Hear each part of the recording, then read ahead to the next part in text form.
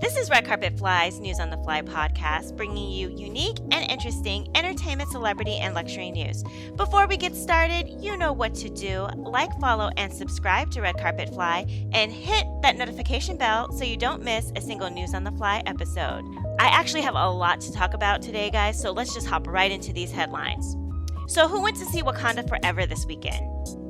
When I tell you my DMs and my text messages were blowing up about this movie, so many people went to see this movie and they were texting me their thoughts and comments about this movie. So let's talk about it right here and right now.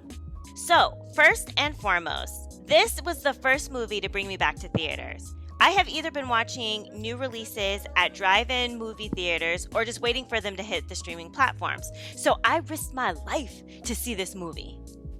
Also, I really loved the tribute to Chadwick Boseman. I thought it was amazing. I felt like it was a proper send-off. He was so beloved, and I just loved how they honored him in this movie.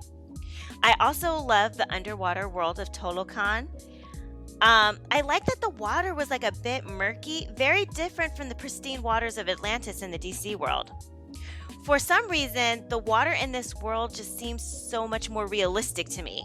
What do you guys think? I like the fact that you couldn't see so far underwater because that's how it is in real life. You can only see like a few feet in front of you. And I like the lore of how the underwater world was created, and it was refreshing to see new faces in the MCU. For me, I love that Namor wasn't played by some A-list celebrity. He's like a clean slate, kind of like how Tom Holland was in Spider-Man. I really like that I hadn't really seen him anywhere before, and I liked his take on the character. If you've listened to me long enough, you know that my biggest gripe about these superhero movies is that all the big name celebrities and A-listers star in these movies, so it was nice to see new faces. Another thing that I liked in this movie is the messaging for women, particularly Black women in STEM. From Shuri to Ironheart, Black women in science and technology were highly visible. I really like this messaging because for so long, girls have been told that boys really excel in science, technology, engineering, and mathematics, and not really girls. It's so important for young girls to see women in these fields. Shuri reminds me a lot of my sister because she's really good at computers and putting stuff together. My sister is also a YouTuber, so check out her channel, VR Ken Gaming. She posts gaming videos. And while I'm at it, check out my mom's YouTube channel, Rhea Talk. She gives out advice and shares little anecdotes about life in general. We're just one big YouTube family. But anyways, I digress. I think I would give this movie an 8 out of 10 or even a 9 out of 10. Overall, it was a good movie, but there were a few things that I didn't like. So let me talk about the things that I didn't like in this movie.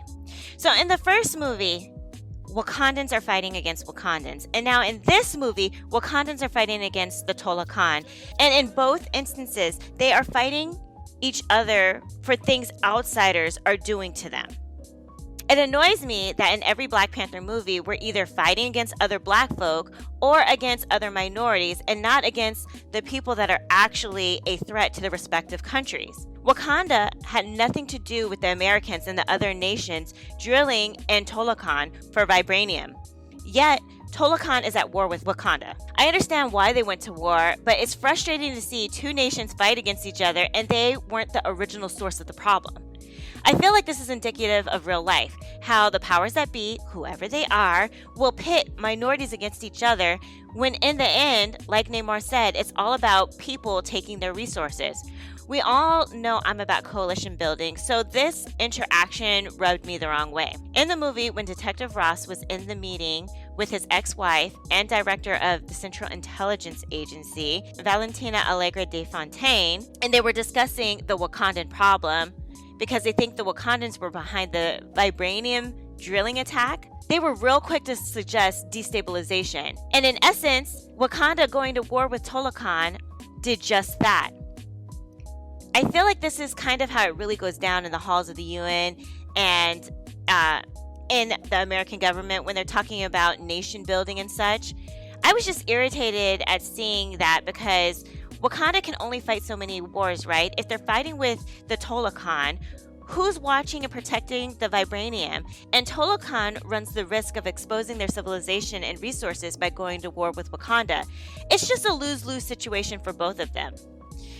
So, Another unpopular opinion, I also didn't like how Shuri really didn't mourn her mom. Her mom, Queen Ramonda, just went to war with Tolakan to get her back. And when she dies, she sheds a few tears, and yes, she wants to exact revenge for her mother. But at the end of the movie, when she's burning her funeral clothes, she only has images of her brother, the Black Panther, who has been dead for a while now. Couldn't Queen Ramonda get at least one flashback picture at the end? I mean, I know they did that to set up the nephew reveal, but still, I was kind of annoyed with that. And the last thing that I didn't like was the movie was ridiculously long. Some people in the theater fell asleep halfway through. I appreciate the storytelling, don't get me wrong, but it was long. These are just some of my thoughts about the movie. I could go on, but I won't because I have other stuff to talk about. But what did you guys think about the movie? Was it worth all the hype? Comment below and let me know. Talking about the Black Panther, a lot of people on social media are up in arms about Winston Duke's photo shoot with Esquire.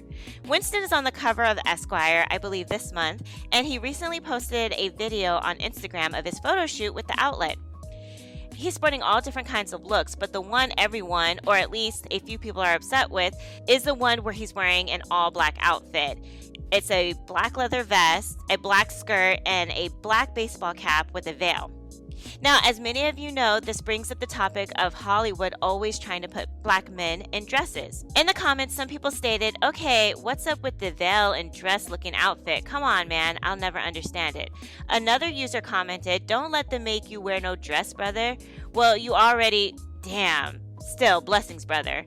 Some people defended Winston's dress decision by stating, the juxtaposition of softness and masculinity, love it. What do you guys think about this? I do notice a trend of putting black men in dresses in these high fashion shoots. I'm not particularly a fan of it. It's one thing to have a guy that is very fluid in their dressing like Harry Styles. He has stated that he enjoys wearing both men and women's clothing, so that's dope. Or Billy Porter, that slays women's outfits on the red carpet. But I do feel a bit weird when I see a man that wouldn't usually wear a dress or women's clothing in women's clothing, especially in very well-known magazines. Maybe I'm just not artistic enough. What do you guys think about this? Did you see the video? It looks like a dope shoot, but yeah, that one outfit ruffled a few feathers. Winston Duke hasn't responded to the comments, and I don't think he plans to. Moving on. So according to Deadline and a lot of other media outlets, actress and ex-Beverly Hills housewives Denise Richards and her husband got shot at in a road rage incident. According to the report, Richards was on the passenger side of a truck being driven by her husband and headed to a film studio in LA for work. As the couple slowed down to look for parking, a driver behind them got enraged and opened fire in their direction. TMZ was the first to report the incident with photos showing bullet holes on the Ford F-150 truck. The publication reports that Denise powered through the emotions of it all and worked for 12 hours. At the end of her workday, an off-duty police officer escorted the couple out as they set out to drive home. Richards has not given an official statement about the incident for now. However, a source told People that the Wild Thing star was very shaken up by the events. She was very shaken up and terrified, but she was a trooper and she went and filmed the whole day. The source told the outlet. She didn't want to not show up to work. The source said that the couple had not initially noticed that they had been shot at until they were headed into the studio. The guy had taken off by then, but when they realized the car was shot, they were really freaked out and the production secured the scene, the source added. Even though they were upset, Richards decided to stay and film. Her role was just a one-day deal. Let me tell you, baby, this road rage is no joke here in LA. Someone almost hit me the other day as I was heading to church. People do not pay attention on these streets. People do everything behind the wheel except for drive. I have seen people on the 110 highway reading scripts, newspapers, eating, putting on makeup, and driving with their knees. Plus, everyone is in a hurry to get everywhere and we're all stuck in traffic, so tempers flare. It's crazy that people feel free enough to pull out a gun and shoot someone over traffic, parking, or whatever. I mean, frustration levels do get high, and I mean really high. Every time I get behind the wheel here in LA, I'm immediately annoyed and have a headache because it's not enough to be a good driver here, because you have to be a defensive driver and watch out for all the other people who don't know how to drive. And it doesn't help that LA has tons of straight lane highways. No joke, it's like the Indy 500 out here when you're not stuck in traffic. I mean, to be totally honest, I drive about 80 miles an hour myself. This one time, this dude tried to race me. He kept my pace for a solid 15 minutes. He was on my passenger side trying to get my attention so that I can race him. I had to wave him off because he just kept trying to engage me. Anyway, I'm glad to hear that Denise and her husband are okay because that could have really gone left. She really is a trooper because after someone has shot at me, I think I would have to take a mental health day. Guys, be careful on these streets and just know that whatever happens on the streets or highways, it's not worth getting into a physical altercation.